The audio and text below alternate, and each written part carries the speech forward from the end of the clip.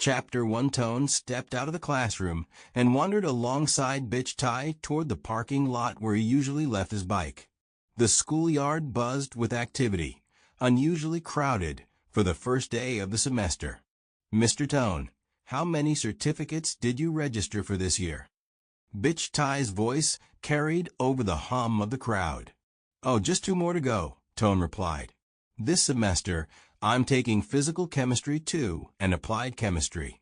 Next semester, I might take descriptive organic chemistry to gain a deeper understanding of organic chemistry. What about you, Bitch Tai?" He turned to look at the friend walking beside him. Bitch Tai laughed lightly.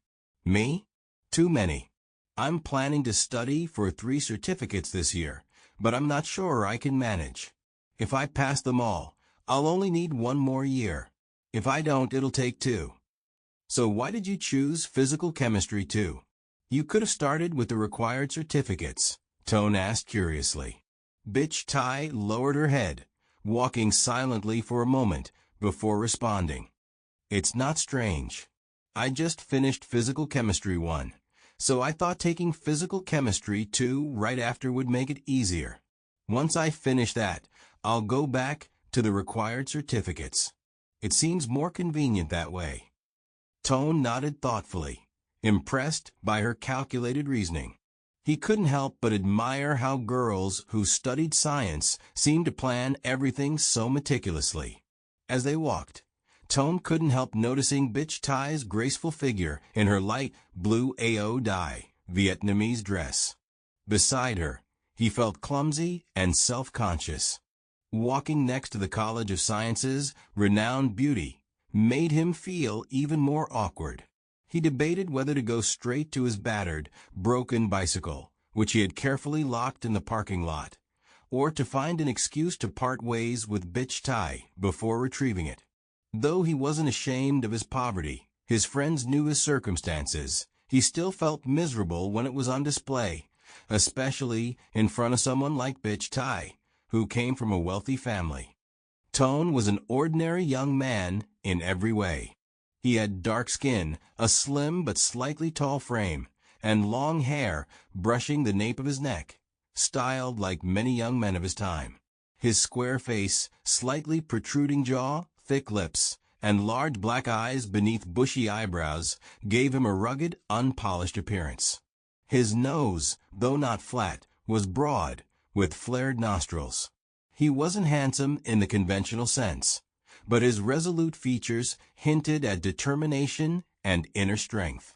Tone's clothing reflected his modest background: faded dark blue khaki pants, a light blue shirt worn untucked, and old leather sandals.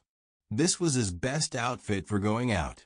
Born and raised in Kairang, a rural district in the Haojong River Delta, Tone's family lived off the land, sharing their fields with rice, field mice, mosquitoes, and leeches. His father had passed away when Tone was 8, leaving behind little more than a photograph on the family altar. His mother made sure he knelt before the altar during death anniversaries and New Year celebrations, but Tone's memories of his father were faint. The family consisted of Tone, his younger sister, 3 years his junior, and his youngest brother, born after their father's death. As the eldest, Tone took on the role of head of the family, looking after his siblings and working the fields. Despite these responsibilities, he excelled in school, passing the second baccalaureate exam at 18. Determined to escape poverty and support his family, Tone left for Saigon a year after high school, enrolling in the College of Science to pursue his dreams. At that time, the Saigon College of Science was transitioning from a yearly curriculum to a certificate-based system, shifting from the French model to the American educational framework. New specialized degrees were introduced, expanding beyond traditional majors like physics, chemistry, mathematics, and biology. Tone chose chemistry.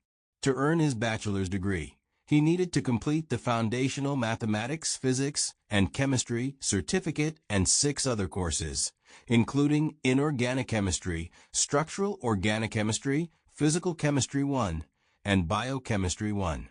This year, he needed 2 optional certificates, Physical Chemistry 2 and either Applied Chemistry or Descriptive Organic Chemistry. Tone had only learned the details of his father's death when he was old enough to understand. His father, a humble farmer, had been caught in the crossfire of the war. Living in a contested area, his family endured pressure from both the nationalists and communists. Tone's father tried to remain neutral, focusing on farming to support his family. But one night, communist guerrillas forced him to join their ranks. The next morning, neighbors found his lifeless body in a field, slashed across the back. Encouraged by his mother, Tone left for Saigon, though his absence placed an added burden on the family. He rented a tiny attic in Ban Co Alley near Phan Dinh Phung Street, sharing a space with a friend. The cramped attic was just large enough for 2 mats and a wooden box that served as both a cabinet and a desk. With no ceiling and a corrugated iron roof, the space was stiflingly hot day and night. Downstairs, a small grocery store bustled with activity, filling the alley with constant noise, crying children, loud arguments, and the hum of daily life. Tone supported himself by tutoring children from wealthy families, earning just enough to cover rent, food, and books. On days when the noise became unbearable, he cycled to the Abraham Lincoln Library on Le Cadon Street. The library, quiet and air-conditioned, offered a refuge from the chaos of his attic and the oppressive heat of Saigon. Cycling along Phan Dinh Phung Street, Tone weaved through heavy traffic under the blazing midday sun. Sweat soaked his back as the blaring horns surrounded him. He pedaled close to the curb, navigating the bustling road. Ahead lay Due Tan Park, shaded by trees and offering a cooler stretch. Le Cadon Street, lined with trees on both sides, felt like a haven after the dusty chaos of Phan Dinh Phung Street. Elegant Western-style villas stood quietly behind rows of trees and flowering hedges. The Marie Curie High School for Girls occupied a prominent corner, its gates bustling with cheerful students in school dresses. Nearby stood the Abraham Lincoln Library, housed in a large modern building. Previously located in central Saigon, the library had been moved to Le Cadon Street to avoid bombings. Tone frequently visited this library when he needed a quiet place to study. Its peaceful atmosphere and cool air conditioning were a welcome contrast to his cramped attic, where he often studied while fanning away mosquitoes. Here, surrounded by books and silence, Tone found the focus and comfort he needed to pursue his dreams. Tone carefully locked his bike into the iron ring at the parking lot in front of the library gate. The midday sun bore down mercilessly, its heat radiating off the asphalt, yet the sight of the library's entrance felt like an oasis. As he pushed open the heavy wooden door, a cool breeze from the air conditioning swept over him. It carried with it the faint, comforting scent of old books and polished wood, a stark contrast to the stifling heat of Saigon's early autumn. The city, he thought, with its bustling streets and relentless pace, was still a world apart from the countryside he had left behind. Though 3 years had passed since his move, the shift from the quiet green fields of Haojong to Saigon's chaotic rhythm still left him yearning for home at times. He had grown accustomed to the humid air and the urban sprawl, but remnants of the countryside lingered in his gait, his thoughts, and his modest expectations. As his eyes adjusted to the dim lighting of the library, they instinctively sought out his usual spot, an unassuming table tucked between 2 towering bookshelves. His heart sank for a moment. The table was occupied. 2 girls sat there, engrossed in their own worlds. Tone hesitated, unsure whether to look away or take in the unfamiliar sight of these striking figures. One of them, seated closest to the wall, drew his attention immediately. Her tall, slender frame, framed by a cascade of silky black hair that shimmered like onyx under the warm library lights, seemed almost ethereal. Her pale face, touched with the faintest blush, was framed by glasses with thin gold rims, which complemented the measured grace in her gaze. A light blue skirt paired with a red t-shirt bearing the Marie Curie school emblem completed her elegant appearance, making her stand out in the most understated way. Her companion was a stark contrast. Shorter, younger, and bursting with a youthful exuberance, the second girl seemed to brim with life in every movement. Her rosy cheeks glowed, her short, wavy hair tied into playful pigtails that bounced as she spoke animatedly. She was dressed in a crisp white shirt tucked into a dark blue pleated skirt, the quintessential uniform of a Marie Curie student. Her socks, pulled up high, and her untamed smile gave her an almost cartoonish charm. Tone couldn't help but wonder about their connection. Sisters, perhaps? Their contrasting appearances made it hard to tell, but the quiet harmony of their presence suggested a bond deeper than mere friendship. Pulling his thoughts away from the pair, Tone found a nearby table.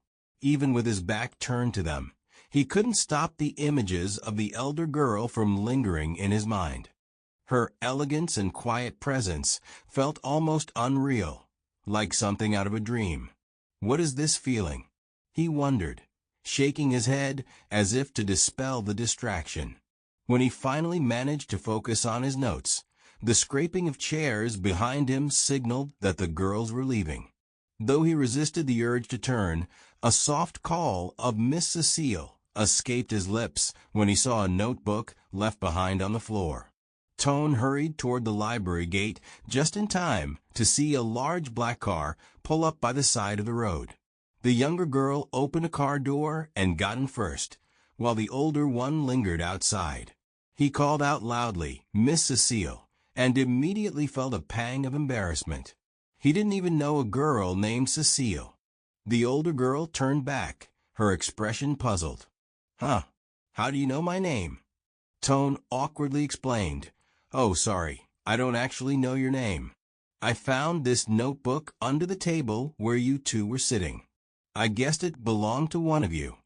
It has Cecile's name written in it, so I called out to return it." The girl looked embarrassed. "I'm so sorry for being careless. Thank you so much." She reached out to take the notebook and added softly, "I have to go now, or the driver will be waiting. I'll see you another day." Without waiting for Tone to respond, she bent down, stepped into the car, closed the door, and waved at him through the window. Tone nodded and glanced at the driver, who wore a white uniform and cap, resembling a doorman at a luxury hotel. He thought to himself, "I didn't expect these two girls' families to be so rich."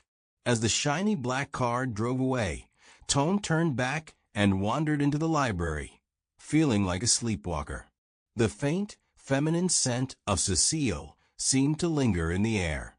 He couldn't identify it, powder, perfume, or something uniquely hers. It clung to his thoughts, impossible to ignore. He remembered the gentle touch of her hand as she took the notebook from him, sending a shiver down his spine. How could anyone be so beautiful? The thought returned, making his heart race.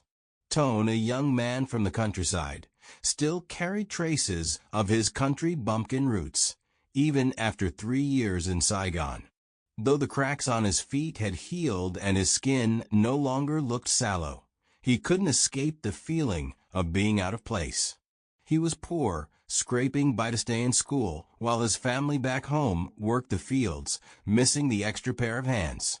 His goal was clear: graduate, help his mother escape the grueling life of a farmer, ease his siblings' burdens, and build a future for himself. He'd met plenty of girls in the city, but none had moved him the way this encounter with Cecile had. It wasn't that his heart was hardened. He simply understood his reality.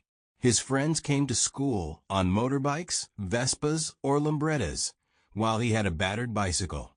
He owned just 2 decent outfits and ate simple meals to stretch his meager budget. There was no question of dining at Givril, Broded, or Pol Nord, or seeing movies at Rex or Eden. Those luxuries were out of reach. Tone sat at the same table where Cecile and her sister had been. His notebook lay open, but his gaze wandered toward the street, even though the car had long since disappeared. The memory of Cecile lingered, and suddenly a line from the tale of KALE escaped his lips. Why do we meet? Who knows if there's fate in 100 years? He chuckled at himself. What a fool. The laughter brought him some clarity. He bent over his notebook to review the material for his afternoon class, then packed up and left the library. Cycling past a sandwich cart on Trancacap Street, Tone stopped to buy a meat sandwich. He entered the school and sat in the hallway, eating while waiting for class. The Royal Poinciana trees in front of the classroom had shed their flowers, and the green seed pods swung like jade ornaments amid the young leaves. Sparrows flitted and chirped in the branches. The schoolyard was quiet, a welcome respite from the city's heat. Bicycles, motorbikes, and cars were scattered in front of the classrooms. Even as Tone ate and looked around, Cecile's image lingered in his mind. He knew he was being dreamy, but he couldn't help it. Why is it wrong to admire beauty? He reasoned with himself. Appreciation doesn't mean possession. Content with the thought, he smiled. His musings were interrupted by a car horn. Startled, he turned to see a white Peugeot 404 parked nearby. The bright reflection on the window obscured the driver, but as he focused, he recognized Bitch Tai. Embarrassed, he instinctively tried to hide his half-eaten sandwich, but it was too late. Before he could speak, Bitch Tai called out, "Mr. Tone, why are you here so early?" "Why are you here so early?" he countered. Bitch Tai ignored his question, stepped out of the car, and approached him. "Why didn't you go home to eat? Why are you sitting here with your handheld rice?" Her bluntness both amused and annoyed Tone. Bitch Tai wasn't beautiful, but she had an elegant charm. Her slightly chubby face and dimples made her look endearing. Her straightforward manner likely came from her time at Yersin High School in Dalat City. Though she was from a wealthy family, she mingled easily with her peers, even eating noodles at street stalls and treating friends, including Tone. She spoke in a delightful mix of Hanoi and Saigon accents, and had once boasted that her father, a diplomat, planned to send her to France for further studies after graduation. Tone admired her sincerity, but felt no romantic inclination. He was a 22-year-old student during wartime, lucky to still be in school while others his age fought on the battlefield or had fallen. Bitch Tai broke his train of thought. "Have you bought Mr. Sun's course materials yet?" "Not yet. What about you?" "I'll get them today." Tone hesitated. With only a few viandongs left, he had to wait until payday. Sensing his unease, Bitch Tai offered, "If you're short, I'll cover it for now. You can pay me back later." Her offer surprised him. Refusing felt prideful, but accepting seemed odd. After a moment, he nodded. "Thank you, Tai. I'll pay you back as soon as I can." Tone was deeply moved by Bitch Tai's sincerity. He couldn't help but wonder about her father, a man who had given his daughter such a unique and beautiful name. Bitch Tai, green silk thread. The name reminded him of a Tang poem he had once read. Yen Tao Nu Bitch Tai. Tan Tang Je Luk Ji. Zum Quan Hoai Quy Nhat. Ti Thiep Don Truong Ti. The poem told the story of the warrior Kin Ka, who left Yen Kin to journey to Qin with the mission of assassinating Qin Shi Huang. Ultimately, he was captured, and the poem also spoke of the yearning and heartbreak experienced by a couple separated by duty and fate. As students began to filter into the classroom, Tone and Bitch Tai ended their conversation and took their seats, awaiting Mr. Chu Pham Nok Sun. The class was unusually small, with only 17 students, a number explained by the prerequisite of passing the Physical Chemistry 1 certificate to enroll. Among them, Bitch Tai was the sole female student. Not long after Mr. Sun entered, a group of students from the Science Student Representative Election Organizing Committee arrived, requesting permission to conduct the election for the Certificate Representative Board. At this time, student movements at Saigon University were in full swing, with calls for peace in Vietnam dominating discussions. These movements had drawn significant attention from political groups and hostile forces. Yet, for most students focused solely on their studies, such activities were largely ignored. Despite the election posters plastered across the school walls, Tone and his classmates neither read nor engaged with them. Names like Pham Hao Quang Dong Kin Nguyen Van Tang and Nguyen Song Hon were only vaguely familiar, their affiliations, majors, or academic achievements unknown. Ordinary students believed the Student Representative Committee did little to benefit them and often complicated their academic lives. This political apathy among the majority allowed subversive groups, including communist organizations, to infiltrate and exploit the student body to disrupt the capital's order. The election process for the Student Representative Board was indirect. Only certificate or class representatives voted for the School Representative Board, and the school president, in turn, voted for the University Student Union. This system meant students did not directly cast their votes, leaving room for external pressures to manipulate the process and influence student leadership. It was a kind of half-hearted democracy that many found frustrating. Tone's class was no exception to this indifference. When no one volunteered for the role of certificate representative, Mr. Sun appointed Mr. Veen, the oldest student in the class, to take on the responsibility. His reasoning was practical. Someone was needed to manage the distribution of course materials. For a large preparatory class, such a role might come with modest benefits. But in a class of only 17, it was a thankless task, requiring time and effort with no reward. This pervasive indifference, combined with a lack of political awareness, allowed factions, especially communist groups, to seize opportunities. Many classes lacked candidates willing to step forward, paving the way for pro-communist students to assume leadership roles. From there, they infiltrated faculty boards and eventually the Saigon Student Union Representative Board. Tone, having grown up in the poor rural area of Haojiang, was no stranger to the destructive actions of communist groups. His own family had suffered at their hands. Yet, surrounded by the indifference of his peers, he felt powerless. His primary focus remained the promises he had made to his family, who had sacrificed so much for his education. Like most students, he blended into the crowd, prioritizing his studies over the political turbulence, sir.